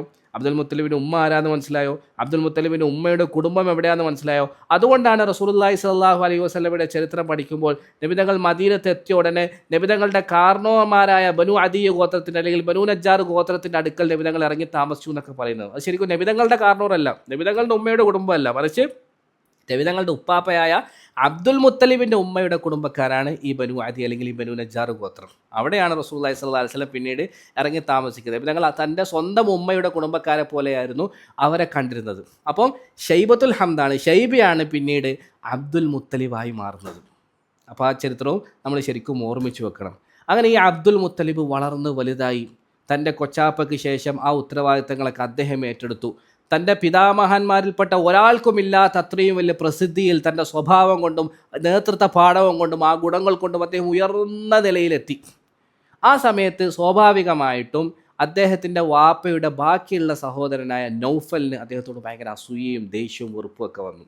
നമ്മൾ പറഞ്ഞു വാപ്പ ഹാഷിം കാണുന്നുണ്ടല്ലോ, ഹാഷിം, മുത്തലിബ്, നൗഫൽ, അബ്ദുഷംസ്, ഇവർ 4 മക്കളാണ് അബ്ദു മനാഫിന് ഉണ്ടായിരുന്നത്. ഹാഷിമിൻ്റെ സഹോദരനായ മുത്തലിബിന് ഭയങ്കര സ്നേഹമാണ്. പക്ഷേ ഈ നൗഫലിന് ഈ അബ്ദുൽ മുത്തലിബിനോട് ഭയങ്കര ദേഷ്യവും വെറുപ്പൊക്കെ ആയിരുന്നു. ആ നൗഫൽ എന്ത് ചെയ്തു എന്ന് വെച്ചാൽ ഈ പാവം അബ്ദുൽ മുത്തലിബിൻ്റെ സ്വത്തുക്കളും സമ്പത്തും ഒക്കെ തട്ടിപ്പറിക്കുകയും അതിൽ കയ്യേറുകയും അത് സ്വന്തമാക്കുകയും ചെയ്തു. അതിക്രമം കാണിച്ചുകൊണ്ട് അന്യായമായിട്ട്. അബ്ദുൽ മുത്തലിബിന് വല്ലാത്ത വിഷമമായി. അദ്ദേഹം തന്നെ സഹായിക്കാൻ വേണ്ടിയിട്ട് കുടുംബക്കാരായ ഖുറൈശികളെ ചെന്ന് സമീപിച്ചെങ്കിലും ഖുറൈശികൾ ആരും അബ്ദുൽ മുത്തലിബിനെ തിരിഞ്ഞു നോക്കാൻ തയ്യാറല്ല. കാരണം എന്താ? അബ്ദുൽ മുത്തലിബ് മദീനത്ത് നിന്ന് വന്ന ആളല്ലേ. മദീനത്ത് നിന്ന് വന്നിട്ട് ഇവിടെ ഭയങ്കര പേരും പ്രസിദ്ധിയൊക്കെ ആർജിച്ച ആളല്ലേ. അതുകൊണ്ട് ഖുറൈശികൾക്കും അബ്ദുൽ മുത്തലിബിനോട് ചെറിയൊരു അകൽച്ചയുണ്ട്, ഒരു ചെറിയ വിരോധമുണ്ട്, വെറുപ്പുണ്ട്. അതുകൊണ്ട് അവരെല്ലാവരും നൗഫലിൻ്റെ ഭാഗത്ത് നിന്നിട്ട് അബ്ദുൽ മുത്തലിബിനോട് പറയും, നീയും നിൻ്റെ കൊച്ചാപ്പയും തമ്മിലുള്ള പ്രശ്നത്തിലാണെങ്കിൽ ഞങ്ങൾ എന്തിനാണ് ഇടപെടുത്തുന്നത്, ഞങ്ങളതിൽ തൽപരരല്ല, അതുകൊണ്ട് തൽക്കാലം ഞങ്ങളെ വെറുതെ വിട്ടേക്കുക എന്ന് പറഞ്ഞ് അവരെല്ലാവരും ഈ പ്രശ്നത്തിൽ ഇടപെടാതെ മാറി നിൽക്കും. പാവം അബ്ദുൽ മുത്തലിബ് ഒറ്റക്കാവും. ഈ സമയത്താണ് അദ്ദേഹത്തിന് തൻ്റെ ഉമ്മയുടെ കുടുംബക്കാരെ ഓർമ്മ വരുന്നത്. അദ്ദേഹം പെട്ടെന്ന് തന്നെ തൻ്റെ കാരണവന്മാർക്ക് ഒരു പദ്യരൂപത്തിൽ ഒരു സന്ദേശം എഴുതി അയക്കും, സഹായം ചോദിച്ചുകൊണ്ട്. ഈ സന്ദേശം കിട്ടുന്നത് അദ്ദേഹത്തിൻ്റെ കാരണവരായ അബൂ സഅദ് ഇബ്നു അദി എന്ന് പറഞ്ഞ ആളാണ്. അപ്പോൾ പദ്യം എന്ന് പറഞ്ഞാൽ അന്ന് നമ്മൾ പല ക്ലാസ്സുകളിലും പറഞ്ഞിട്ടുണ്ട്, അന്നത്തെ ഏറ്റവും ശക്തമായ മീഡിയ ആയിരുന്നു പദ്യം. അന്ന് പദ്യത്തിലൂടെ ഒരാൾ ഇളക്കിവിടാൻ പറ്റുന്നത് പോലെ വേറൊന്നുകൊണ്ട് വന്ന് ഇളക്കിവിടാൻ പറ്റുമായിരുന്നില്ല. അപ്പോൾ ഈ പദ്യം വായിച്ച് തൻ്റെ മകൻ ഒരു പ്രശ്നത്തിലാണെന്ന് മനസ്സിലാക്കി ഈ കാരണവർ അപ്പം തന്നെ ഒരു 80 ആളുകളെയും കൂട്ടിയിട്ട് ഒരു സൈന്യം പോലെ വാളൊക്കെ ഊരിക്കൊണ്ട് മക്കത്തേക്ക് വന്നു. അപ്പോൾ മക്കയുടെ അതിർത്തിയിലേക്ക് ഇവർ എത്തിയപ്പം അവരെ സ്വീകരിക്കാൻ വേണ്ടിയിട്ട് അബ്ദുൽ മുത്തലിബ് പോകുന്ന രംഗം ചരിത്രം വിവരിക്കുന്നുണ്ട്. അദ്ദേഹം അവിടെ പോയിട്ട് വളരെ ബഹുമാനത്തോടുകൂടി കുറേ കാലങ്ങൾക്ക് ശേഷം കാണുന്ന കാരണവരെ ബഹുമാനിച്ചിട്ട് അൽ മൻസിലു യാ ഖാൽ, കാരണവരെ എങ്ങനെ ഉണ്ടായിരുന്നു യാത്ര, ബാ വീട്ടിൽ പോകാം, ഒന്ന് റെസ്റ്റ് എടുക്കാം, ഫ്രഷ് ആയിട്ട് വരാം എന്ന് പറഞ്ഞിട്ട് അദ്ദേഹത്തെ ബഹുമാനത്തോടുകൂടി സ്വീകരിക്കും. പക്ഷേ ഇത് കേട്ടോണ്ട് അദ്ദേഹം ഇല്ല, വല്ലാഹി ഹത്ത അൽഖ നൗഫലൻ, നൗഫലിനെ കണ്ടിട്ട് നീ അകപ്പെട്ട പ്രശ്നത്തിൽ ഒരു തീരുമാനമാക്കുന്നത് വരെ ഇനി വിശ്രമവും ഫ്രഷ് ആവലൊന്നുമില്ല, ആദ്യം ആ കാര്യത്തിന് തീരുമാനമാകട്ടെ എന്നിട്ട് ആലോചിക്കാമെന്ന് പറഞ്ഞ് ആ ഒരു പ്രതാപത്തോടുകൂടി ശൗര്യത്തോടുകൂടി വാളും ഊരിപ്പിടിച്ചിട്ട് നേരെ കാബയുടെ അടുക്കലേക്ക് വരും. ആ സമയത്ത് നൗഫൽ കാബയുടെ അടുത്ത് മക്കയിലെ പ്രധാനപ്പെട്ട നേതാക്കളുമായി ഇങ്ങനെ കൂടിയിരുന്ന് സംസാരിച്ചു കൊണ്ടിരിക്കുകയായിരിക്കും. നേരെ നൗഫലിൻ്റെ അടുക്കലേക്ക് വന്ന് അവനൊന്ന് പിടിച്ചു കുലുക്കി അവൻ്റെ തലയുടെ മുകളിൽ വാൾ ഉയർത്തിയിട്ട് അബൂ സഅദ് പറയും, വറബ്ബിൽ ബൈതി ലഇല്ലം തറുദ്ദ അല ഇബ്നി ഉഖ്തി അർകാഹു ലഉമക്കിനന്ന മിൻക ഹാദ സൈഫ്, എങ്ങാനും എൻ്റെ സഹോദരി പുത്രന് നീ അവൻ്റെ സ്വത്തുവകകൾ തിരിച്ചു കൊടുത്തില്ല എങ്കിൽ ഈ വാള് നിൻ്റെ മേൽ കയറി പണിയും കേട്ടോ എന്ന് പറഞ്ഞ് ശക്തമായി താക്കീത് ചെയ്യും. ഇതൊക്കെ കണ്ട് പേടിച്ച് അയാൾ ആകെ വരണ്ടിട്ട് റദത്തുഹാലെ ഞാൻ എല്ലാം തിരിച്ചു കൊടുത്തു എന്ന് സമ്മതിക്കും. അതുകൊണ്ട് നിർത്താതെ അദ്ദേഹം അവിടെ ഉണ്ടായിരുന്ന ഖുറൈശികളിൽ പ്രധാനപ്പെട്ട മുഴുവൻ നേതാക്കളെയും ഈ കാര്യത്തിൻ്റെ മേൽ സാക്ഷിയാക്കും. നിങ്ങളെല്ലാവരും സാക്ഷിയാണ് കേട്ടോ, ഇവർ ഈ സാധനങ്ങളൊക്കെ എൻ്റെ സഹോദരി പുത്രന് തിരിച്ചു കൊടുത്തു എന്ന് പറഞ്ഞ് അവിടെയുള്ള മുഴുവൻ ആളുകളെയും സാക്ഷിയാക്കി ആ പ്രശ്നത്തിന് ഒരു തീർപ്പ് കൽപ്പിച്ചിട്ട് അദ്ദേഹം നേരെ തിരിച്ച് അബ്ദുൽ മുത്തലിബിൻ്റെ വീട്ടിൽ പോവുകയും അവിടെ താമസിക്കുകയും 3 ദിവസം അവിടെ കഴിച്ചു കൂട്ടുകയും അതിനുശേഷം പിന്നീട് മദീനയിലേക്ക് തിരിച്ചു പോവുകയും ചെയ്തു. അങ്ങനെ അബ്ദുൽ മുത്തലിബിന് അദ്ദേഹത്തിൻ്റെ സാധനങ്ങളൊക്കെ തിരിച്ചു കിട്ടി. ഈ പ്രശ്നങ്ങളൊക്കെ ദൂരത്ത് നിന്ന് നോക്കിക്കാണുന്ന വേറൊരു ടീമുണ്ട്, വേറൊരു ഗോത്രമുണ്ട്. അവരാണ് ഹുസാ ഗോത്രം. എന്താ ഹുസാ ഗോത്രവും ഇവരും തമ്മിലുള്ള ബന്ധം? ഒരുപാട് ട്വിസ്റ്റുകളും ടേണുകളും നിറഞ്ഞതാണ് കേട്ടോ സീറത്തുൻ നബി. നമുക്ക് ത്രില്ലടിച്ച് കേൾക്കാൻ പറ്റിയ, നമുക്കെന്താ എഡ്ജ് പോയിന്റിൽ ഇരുന്നിട്ട് ആവേശത്തോടുകൂടി രോമാഞ്ചം വരുന്ന ഒരുപാട് രംഗങ്ങൾ നിറഞ്ഞ കഥകളാണ് സീറത്തുൻ നബിയിൽ ഉടനീളം നമുക്ക് കാണാൻ സാധിക്കുക. അപ്പോൾ ദൂരത്ത് നിന്ന് വേറൊരു ഗോത്രം, വേറൊരു ടീം ഈ സംഭവ വികാസങ്ങളെ മുഴുവൻ നോക്കിക്കാണുന്നുണ്ട്, ഇതിനെ മുഴുവനും വീക്ഷിക്കുന്നുണ്ട്. അതാരാ? ഹുസാ ഗോത്രമാണ് അവർ. ഈ ഹുസാ ഗോത്രവും ഇവരും ഖുറൈശികളും തമ്മിലുള്ള ബന്ധം എന്താ? പണ്ട് നബി സല്ലല്ലാഹു അലൈഹി വസല്ലമയുടെ പിതാമഹന്മാരുടെ കൂട്ടത്തിൽ ഖുസൈ എന്ന് പറയുന്ന അയാൾ ആദ്യം ഈ മക്കയും കാബയൊക്കെ പരിപാലിച്ചിരുന്നതും മക്കയുടെ അധികാരം കൈവിൽ വെച്ചിരുന്നതും ആരായിരുന്നു? ഹുസാ ഗോത്രമായിരുന്നു. ഈ ഹുസാ ഗോത്രത്തിൻ്റെ അടുക്കലേക്ക് ഈ ഖുസൈ എന്ന് പറഞ്ഞ പിതാമഹൻ, നബിതങ്ങളുടെ പിതാമഹന്മാരുടെ കൂട്ടത്തിൽ ഖുസൈ എന്ന് പറഞ്ഞാൽ ഹുസാ ഗോത്രത്തിൻ്റെ അടുക്കലേക്ക് മക്കയിലേക്ക് വരികയും അവിടെ വെച്ച് ഹുസാ ഗോത്രത്തിൽ തന്നെ പെട്ട ഒരു സ്ത്രീയെ വിവാഹം കഴിക്കുകയും എന്നിട്ട് പിന്നെ പതിയെ ഹുസാ ഗോത്രത്തിൻ്റെ അടുക്കലിൽ നിന്ന് ഖുറൈശികളിലേക്ക് മക്കയുടെയും കാബയുടെയും അധികാരം പിടിച്ചെടുക്കുകയും ചെയ്യും. അപ്പോൾ ഹുസാ ഗോത്രത്തിൽ നിന്ന് ആണ് ഖുറൈശികൾ ഈ മക്കയുടെയും കാബയുടെയും അധികാരം പിടിച്ചെടുക്കുന്നത്. അങ്ങനെ ഒരു ശത്രുത പണ്ടേ ഹുസാ ഗോത്രവും ഖുറൈശികളും തമ്മിലുണ്ട്. അപ്പോൾ ഖുറൈശികളുടെ ഈ പ്രശ്നം ഇങ്ങനെ നോക്കിക്കാണുമ്പോൾ ഹുസാ ഗോത്രം കാണുന്നത് ഖുറൈശികളെല്ലാം ഒരു ഭാഗത്ത്, മറുഭാഗത്ത് വേറെ ആര്? അബ്ദുൽ മുത്തലിബ് ഒറ്റയ്ക്ക് മറുഭാഗത്ത്. അപ്പോൾ ഹുസാ ഗോത്രം പെട്ടെന്ന് എന്ത് ചെയ്തു എന്ന് വെച്ചാൽ ഖുറൈശികളോടുള്ള ദേഷ്യത്തിൻ്റെ അടിസ്ഥാനത്തിൽ അവർ ഖുറൈശികളുടെ ഭാഗം പിടിക്കാതെ പെട്ടെന്ന് തന്നെ അബ്ദുൽ മുത്തലിബിൻ്റെ ഭാഗം പിടിച്ചിട്ട് അവർ പറഞ്ഞു, ഞങ്ങളും അബ്ദുൽ മുത്തലിബിൻ്റെ ടീമാണ്, അബ്ദുൽ മുത്തലിബിൻ്റെ ഭാഗത്താണ് എന്ന് പറഞ്ഞു.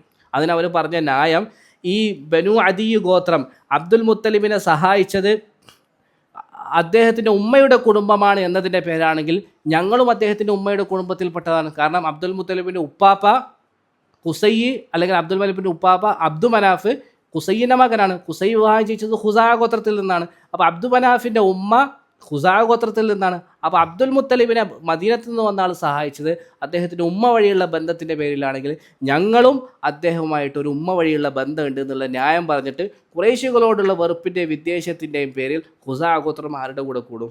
അബ്ദുൽ മുത്തലിബിൻ്റെ കൂടെ കൂടും. ഇപ്പുറത്ത് നമ്മൾ പറഞ്ഞു അബ്ദു മനാഫിൻ്റെ 4 മക്കളിൽ നൗഫലാണ് അബ്ദുൽ മുത്തലിബുമായിട്ട് പ്രശ്നമാക്കിയത്. നൗഫൽ എന്ത് ചെയ്യും? അബ്ദു ഷംസിൻ്റെ മക്കളെ കൂട്ടുപിടിച്ചിട്ട് അവരൊരു ടീമാവും, അവരൊരു അലയൻസിലെത്തും. ഹിൽഫ് എന്നാ പറയുക അതിന്. നമ്മൾ തമ്മിൽ ഒന്നിച്ചു വയ്ക്കും. ബനു ഹാഷിമിനെതിരെ, ഹാഷിമി കുടുംബത്തിൽപ്പെട്ട അബ്ദുൽ മുത്തലിബിൻ്റെ കുടുംബത്തിൽപ്പെട്ട ആളുകൾക്കെതിരെ അവരൊരു ടീമാവും. നമ്മൾ പരസ്പരം അങ്ങോട്ടും ഇങ്ങോട്ടും സഹായിക്കും, അവരെ നമ്മൾ മാറ്റി നിർത്തുന്നു. ഇവരൊരു ടീമായി, ഇവർ അബ്ദുൽ മുത്തലിബും സംഘവും വേറൊരു ടീമായി, അവരുടെ കൂട്ടത്തിൽ ആര് കൂടി? ഖുസാ ഗോത്രം കൂടി. ഖുസായും അബ്ദുൽ മുത്തലിബും അല്ലെങ്കിൽ ഹാഷിമിയാക്കളും തമ്മിലുള്ള ഈ അലയൻസ് അത് ചരിത്രത്തിൽ വളരെ വളരെ ശ്രദ്ധയോടുകൂടി നമ്മൾ നോക്കിക്കാണേണ്ട ഒന്നാണ്. പിന്നീട് അത് വലിയ പല സംഭവങ്ങൾക്കും അതൊരു കാരണമായി മാറുന്നുണ്ട്.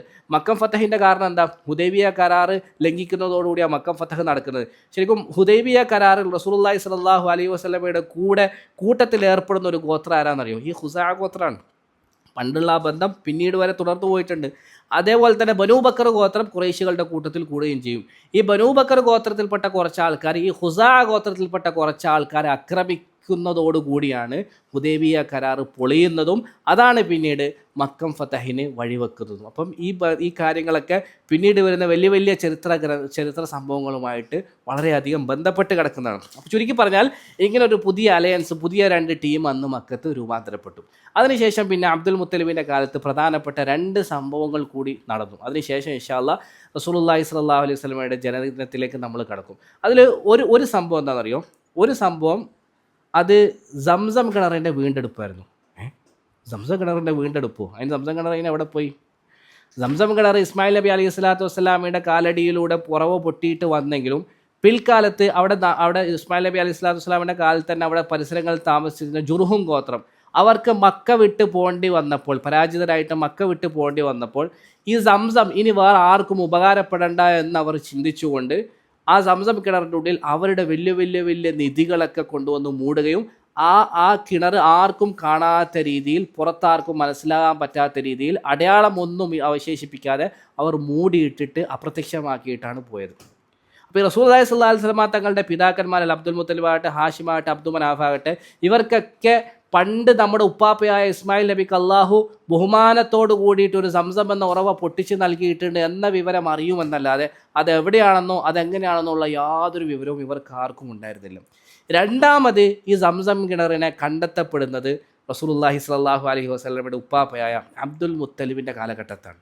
എന്തായിരുന്നു അതിൻ്റെ പിന്നിലെ ചരിത്രം? വളരെ രസകരമായ, നമ്മൾ അത്യധികം എന്താ പറയുക, മുൾമുനയിൽ നിർത്തുന്ന വളരെ ത്രില്ലിംഗ് ആയ ഒരു കഥയാണ് അതിൻ്റെ പിന്നിലുള്ളത്. ഇൻഷാ അല്ലാഹ് അടുത്ത ക്ലാസ്സിൽ നമുക്ക് അതാണ് പറയേണ്ടത്. അധികം ആരും കേട്ടിട്ടില്ലാത്ത, നമ്മൾ ആ സംഭവം തന്നെ മനസ്സിലാക്കുമ്പം എന്തിനും നമ്മൾ നബിചരിത്രത്തെക്കുറിച്ചുള്ള ക്ലാസ്സുകൾ കേൾക്കണം എന്ന ചോദ്യത്തിനൊരു ഉത്തരം കൂടിയാവും. കാരണം എപ്പോഴും നമ്മൾ കുടിക്കുന്ന വെള്ളമാണ് സംസം വെള്ളം. നമുക്ക് അത്രയും പരിചയമായ, അത്രയും അറിയാം എന്ന് വിചാരിച്ചിരിക്കുന്ന ഒരു കാര്യം അതുമായി ബന്ധപ്പെട്ട ചരിത്രങ്ങൾ. പക്ഷേ ആ സംസം കിണറിൻ്റെ വീണ്ടെടുപ്പിൻ്റെ ചരിത്രം തന്നെ നമുക്കറിയില്ല എന്ന് പറഞ്ഞാൽ പിന്നെ ബാക്കിയുള്ള കാര്യങ്ങളൊക്കെ നമുക്ക് എത്രമാത്രം അറിവുണ്ടാവുമെന്നത് നമ്മൾ ആലോചിക്കണം. അപ്പോൾ ഇൻഷാ അല്ലാഹ് അടുത്ത ക്ലാസ്സിൽ നമുക്ക് പറയേണ്ടത് സംസം കിണറിൻ്റെ വീണ്ടെടുപ്പുമായി ബന്ധപ്പെട്ട ചരിത്രത്തെക്കുറിച്ചാണ്. അതുകൊണ്ട് ഇൻഷാ അല്ലാഹ് എത്രയും അടുത്ത് തന്നെ, നാളെ എന്ന് പറയുന്നില്ല, എത്രയും അടുത്ത് തന്നെ ഇൻഷാ അല്ലാഹ് അത് റെഡിയാക്കിയിട്ട് അയക്കാൻ വേണ്ടി ശ്രമിക്കാം. എല്ലാവരും കേൾക്കുക, പ്രയോജനപ്പെടുത്തുക, ദുആയിലൊക്കെ ഉൾപ്പെടുത്തുക. അല്ലാഹു സുബ്ഹാനഹു വ തആല ചെറുതും വലുതുമായ നമ്മുടെ എല്ലാ ശ്രമങ്ങളെയും കബൂലാക്കുമാറാകട്ടെ. നമ്മൾ പറയുന്നതും കേൾക്കുന്നതും ഒക്കെ അല്ലാഹു അവൻ്റെ മഹദ് ഫദ്ല് കൊണ്ട് സ്വീകരിക്കുമാറാകട്ടെ. പറയുന്നതിലും കേൾക്കുന്നതിനേക്കാളുമെല്ലാം ഉപരി ജീവിതത്തിൽ അതൊക്കെ പകർത്താനുള്ള തൗഫീക്ക് അല്ലാഹു നമുക്ക് നൽകി അനുഗ്രഹിക്കുമാറാകട്ടെ. വആഖിറു ദഅവാന അനിൽ ഹംദുലില്ലാഹി റബ്ബിൽ ആലമീൻ. സുബ്ഹാനകല്ലാഹുമ്മ ബിഹംദിക അഷ്ഹദു അൻ ലാ ഇലാഹ ഇല്ലാ അൻത അസ്തഗ്ഫിറുക വഅതൂബു ഇലൈക്. വസ്സലാമു അലൈക്കും വറഹ്മത്തുള്ളാഹി വബറകാതുഹു.